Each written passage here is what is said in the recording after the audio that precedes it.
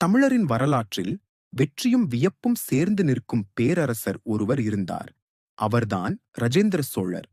தந்தை ராஜராஜ சோழனின் கனவுகளை நனவாக்கி கடல் கடந்து ஆசியாவையே அதிர வைத்த மன்னன். இன்று நம்ம ராஜசட்ல அந்த பெரும் பேரரசரின் வாழ்க்கை, அவரின் போர்கள், ஆட்சித்திறன், உலகை அதிர வைத்த கங்கை பயணம் எல்லாவற்றையும் பார்க்கப் போறோம். ஆரம்பிக்கலாமா? Let's start. த சோலாவே.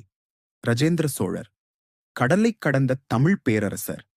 அவர்தான் சோழ வம்சத்தின் உலக புகழ் பெற்ற மன்னன். புதிய தலைநகரம் கங்கை கொண்ட சோழபுரம் அவரது பெருமையைச் சொல்லும் நகரம். கங்கை நீரை தென்னாட்டுக்கு கொண்டு வந்த வீரன். கடற்படை சக்தியால் தென்கிழக்கு ஆசிய நாடுகளையும் வென்றார்.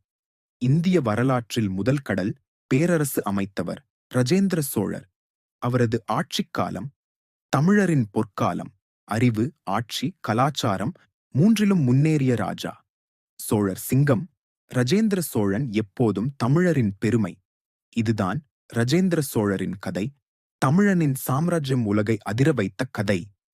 இது மாதிரி வரலாற்று வீடியோக்கள் மட்டுமில்லாமல் அரசியல், சினிமா, விளையாட்டு, பொது விவாதங்கள், சமகால நிகழ்வுகள் எல்லாத்தையும் தெரிஞ்சுக்கொள்ள நம்ம ராஜாவின் ராஜாஸ் சாட் சேனலை சப்ஸ்கிரைப் பண்ணுங்க. நம்ம பேசலாம், யோசிக்கலாம், ரசிக்கலாம். எல்லாம் ஒரே இடத்துல. நன்றி.